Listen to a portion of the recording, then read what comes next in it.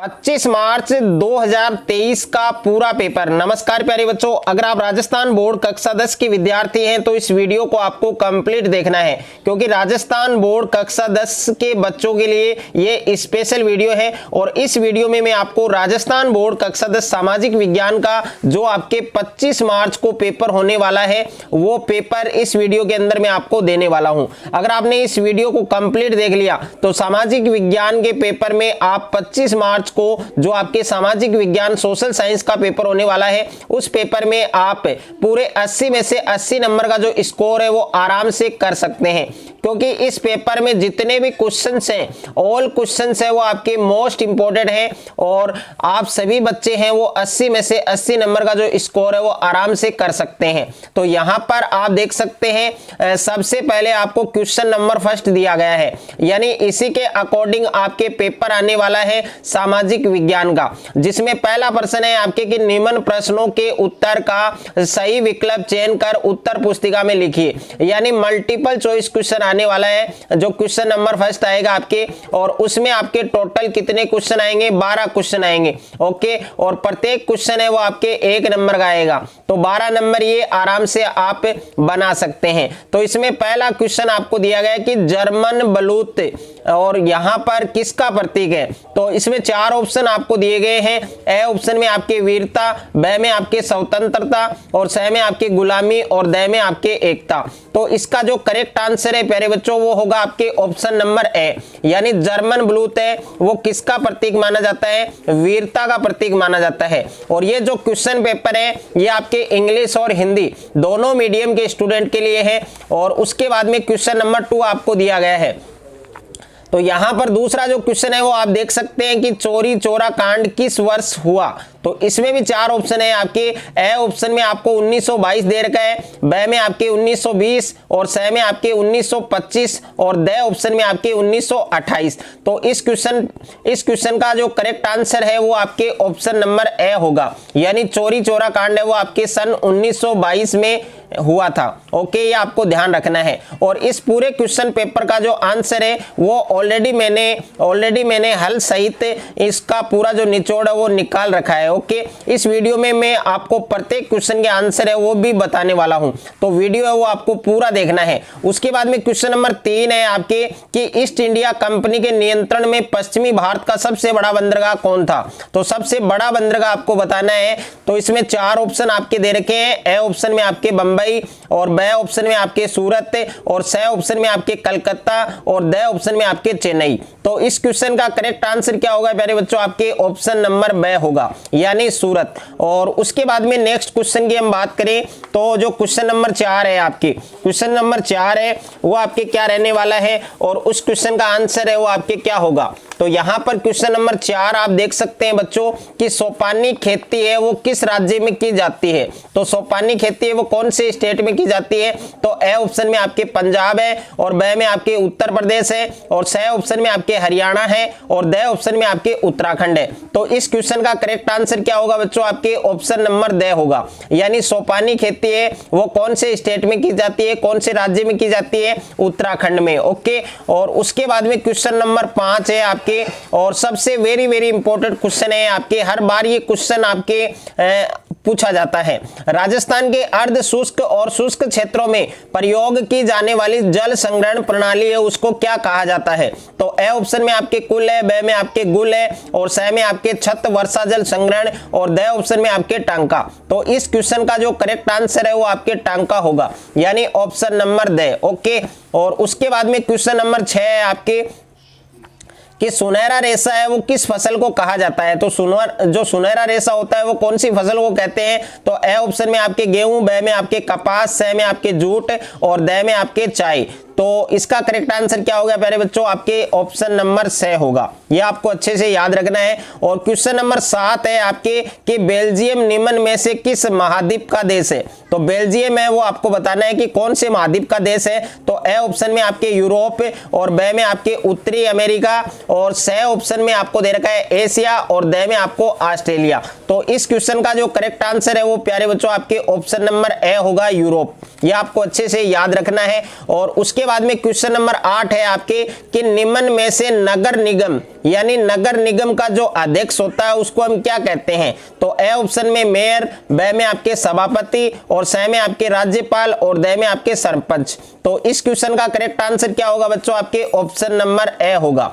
और उसके बाद में नेक्स्ट है आपके क्वेश्चन नंबर 9, किस क्षेत्रक में अल्प रोजगार सर्वाधिक मिलता है? तो ए ऑप्शन में सेवा क्षेत्रक, ब में आपके उत्पाद क्षेत्रक और स में आपके उद्योग क्षेत्रक और द में आपके कृषि क्षेत्रक। तो इस क्वेश्चन का करेक्ट आंसर क्या होगा बच्चों? आपके ऑप्शन नंबर द होगा, यानी कृषि क्षेत्रक।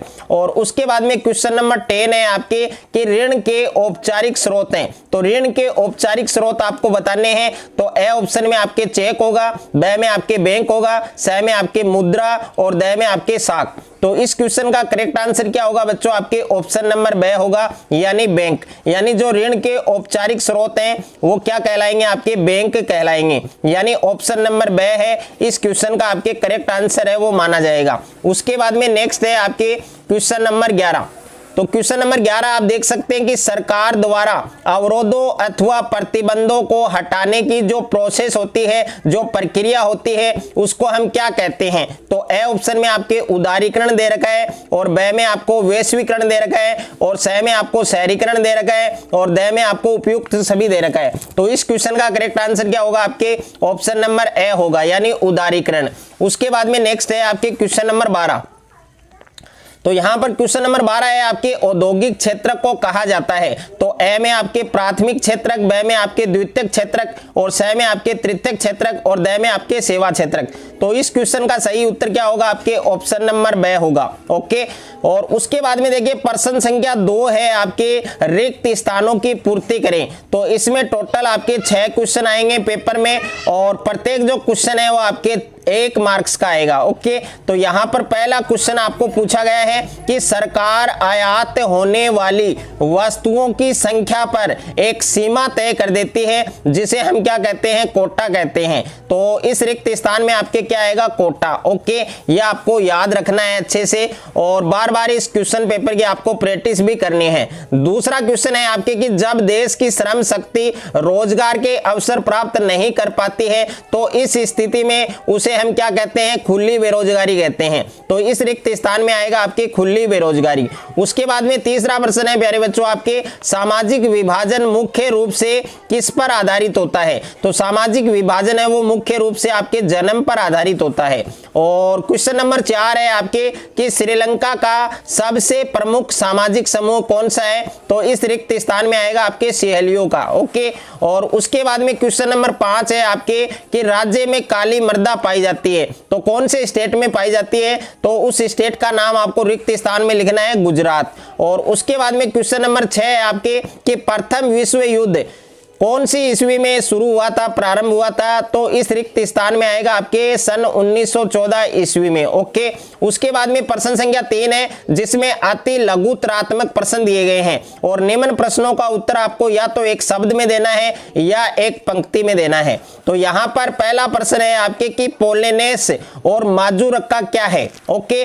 तो इस प्रश्न का उत्तर आपको एक पंक्ति में देना है। और दूसरा प्रश्न है कि दलित वर्ग एसोसिएशन का गठन कब हुआ था? तो दलित वर्ग एसोसिएशन का गठन कब हुआ था? सन 1930 में। तो इसका करेक्ट आंसर आपके 1930 होगा। और तीसरा प्रश्न है कि मुद्रण की सबसे पहली तकनीक किस देश में विकसित हुई? तो उस देश का नाम आप सभी बच्चों को कमेंट में बताना है, इसका करेक्ट आंसर आपको बताना है। और क्वेश्चन नंबर 4 है आपके कि सरिस्का बाघ रिजर्व किस राज्य में स्थित है? तो सरिस्का बाघ रिजर्व है वो आपके कौन से स्टेट में स्थित है? राजस्थान में। तो इसका जो करेक्ट उत्तर है वो आपके राजस्थान होगा। उसके बाद में नेक्स्ट है आपके क्वेश्चन नंबर 6। क्वेश्चन नंबर 6 में आपको दिया गया है कि दबाव समूह का अर्थ लिखिए, यानी दबाव समूह की जो परिभाषा है, जो डेफिनेशन है वो आपको बतानी है। और क्वेश्चन नंबर 7 है आपके कि मानव विकास सूचकांक के किन्हीं 2 सूचकों के नाम आपको लिखने हैं। और क्वेश्चन नंबर 8 है आपके कि अंतिम वस्तुएं किसे कहते हैं?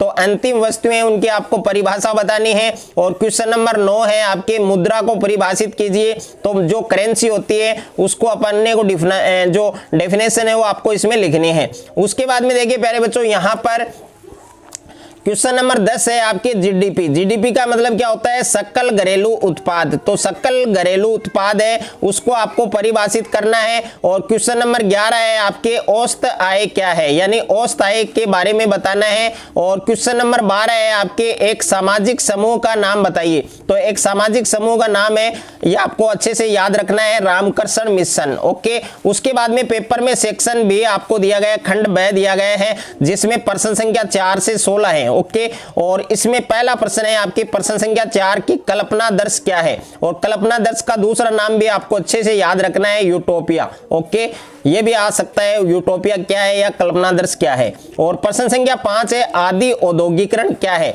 तो आदि औद्योगिकरण के बारे में बताना है। और छठा प्रश्न है आपके बंबई को रुपहले सपनों का शहर है वो क्यों कहा जाता है।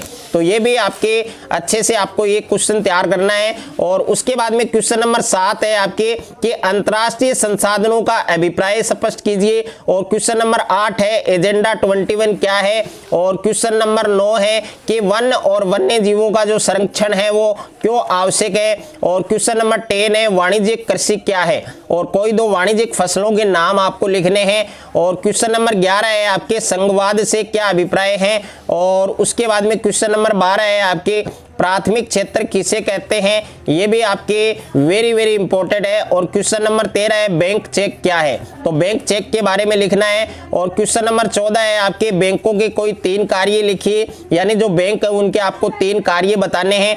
और क्वेश्चन नंबर 15 है आपके वैश्वीकरण से क्या अभिप्राय है। और उसके बाद में क्वेश्चन नंबर 16 है जो आपके हर बार पूछा जाता है खादर और बागर। तो खादर और बागर में आपको अंतर है वो याद रखना है। ओके, और उसके बाद में देखिए खंड स है, यानी सेक्शन सी आपको दिया गया है, जिसमें प्रश्न संख्या 17 से 30 है।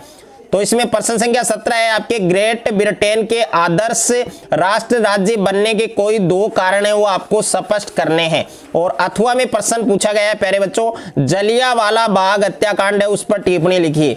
और उसके बाद में क्वेश्चन नंबर 18 है आपके कि आपके मतानुसार बांध कैसे उपयोगी है। और अथवा में प्रश्न है छत वर्षा जल संग्रहण तकनीक क्या है, इसको आपको समझाना है। और क्वेश्चन नंबर 19 है आपके भारत में लैंगिक विषमता है उसको स्पष्ट करना है। और अथवा में प्रश्न है कि भारतीय राजनीति में जाति की जो भूमिका है उसको आपको स्पष्ट करना है। और क्वेश्चन नंबर 20 है आपके कि सहकारी समितियों की जो कार्य प्रणाली होती है उसको आपको बताना है, समझाना है। और अथवा में प्यारे बच्चों प्रश्न पूछा गया है आपके कि साख की कोई 2 विभिन्न जो स्थितियां हैं उनके बारे में भी आपको लिखना है। उसके बाद में सेक्शन डी है आपके खंड द है। और खंड द में आपके निम्नात्मक प्रश्न दिए गए हैं, प्रश्न संख्या 21 से 23, जिसमें प्रश्न संख्या 21 है आपके कि चावल की खेती के लिए उपयुक्त भौगोलिक परिस्थितियों का वर्णन कीजिए। और अथवा में प्रश्न है सविनय अवज्ञा आंदोलन है उसका आपको वर्णन करना है। और क्वेश्चन नंबर 22 है कि भारत के संदर्भ में सामाजिक विविधता है उसमें सामंजस्य की विवेचना आपको करनी है। और अथवा में प्रश्न है आंदोलनकारी समूह क्या होते हैं, इसके प्रकारों के बारे में बताएं। और उसके बाद में क्वेश्चन नंबर 23 है आपके कि दिए गए भारत के मानचित्र में निम्नलिखित को अंकित कीजिए, जिसमें पहला है आपके सूरत, दूसरा है आपके गोवा, तीसरा है आपके अमृतसर और चौथा है आपके चंपारण।